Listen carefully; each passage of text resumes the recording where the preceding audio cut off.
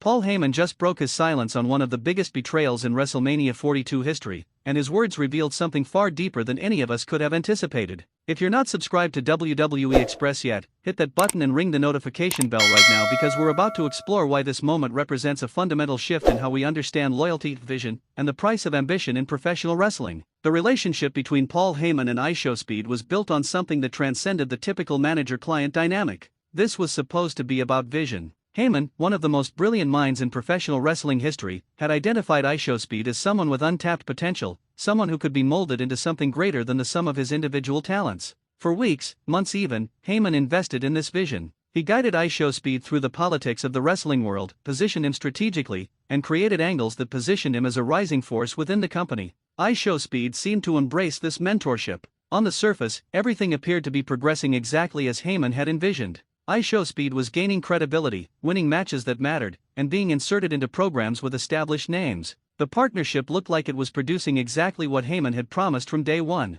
But partnerships built on ambition are always fragile. They're built on the assumption that both parties want the same thing, and that fundamental assumption just collapsed at WrestleMania 42. When Ishowspeed made his move against Heyman's vision at the grandest stage of them all, it wasn't a sudden turn. Looking back with the clarity that only hindsight provides, the cracks were always there. Ishowspeed had been receiving attention from other sources. He'd been getting over with the crowd on his own merits, which meant he was beginning to believe that he didn't need Heyman's guidance anymore. He was starting to think that the vision Heyman had created for him wasn't ambitious enough, that he could achieve more by abandoning the very framework that built him into a credible threat. Heyman's statement in the aftermath of WrestleMania 42 cut to the heart of this betrayal with surgical precision. He didn't rage. He didn't threaten. Instead, he spoke about disappointment, about the nature of ambition, and about the dangers of ungrateful protégés who forget who elevated them to relevance. Heyman articulated something that many managers in professional wrestling understand but rarely express so clearly. You can build someone. You can position them. You can strategically guide their career and create opportunities that would otherwise be inaccessible. But you cannot force someone to maintain loyalty to your vision if they decide that their personal ambitions supersede the greater vision you've constructed together. What makes Heyman's perspective so compelling is that he's right. Ishowspeed was nothing in the grand scheme of the professional wrestling landscape before Heyman took an interest. He was talented, sure. He had charisma and athleticism. But charisma and athleticism without strategic positioning, without a framework that explains why you matter, doesn't translate to main event programs at WrestleMania. It doesn't translate to being relevant in conversations about the future of the company. Heyman provided the narrative scaffolding that allowed Ishowspeed to exist as something more than just another wrestler. The betrayal at WrestleMania 42 specifically targeted everything Heyman had built. By turning on the vision at that moment, at that stage, Ishowspeed wasn't just betraying Heyman. He was rejecting the entire philosophical framework that had created his opportunity. He was saying that he knew better, that his instincts were superior to the mind of someone who had been doing this for decades. That's the kind of arrogance that usually comes right before a devastating fall.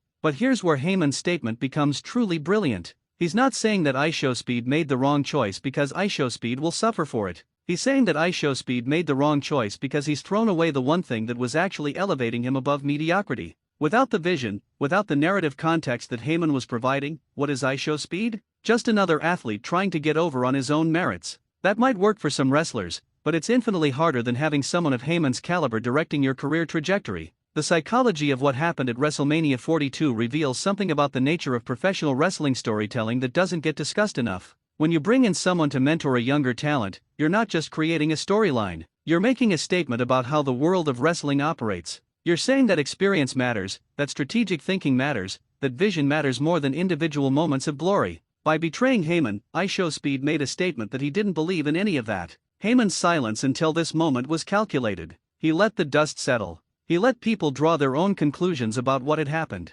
Then, when the moment was right, when the narrative impact would be most significant, he spoke. And what he said was devastating in its simplicity. He laid out the cold reality that Ishowspeed just made the biggest mistake of his career by walking away from the one person who truly understood how to build him into something lasting. The broader implications of this moment extend beyond just these two individuals. This is about how wrestling companies build their future stars. This is about whether the next generation of talent trusts the guidance of the veterans who came before them, or whether they believe they can shortcut the process through raw talent and social media following. Heyman's perspective is that there are no shortcuts. You build a star through strategic positioning, through narrative momentum, through understanding how to make audiences care about the arc of someone's career. You don't build a star by having them act impulsively on a whim at WrestleMania. What makes Ishowspeed's betrayal so significant is that it happened at the one moment where it would damage him the most. If he was going to walk away from Heyman's vision, he should have done it from a position of strength, not at a moment that suggested desperation or impulsiveness. By turning on Heyman at WrestleMania, Ishowspeed announced to the entire wrestling world that he had doubts about his partnership,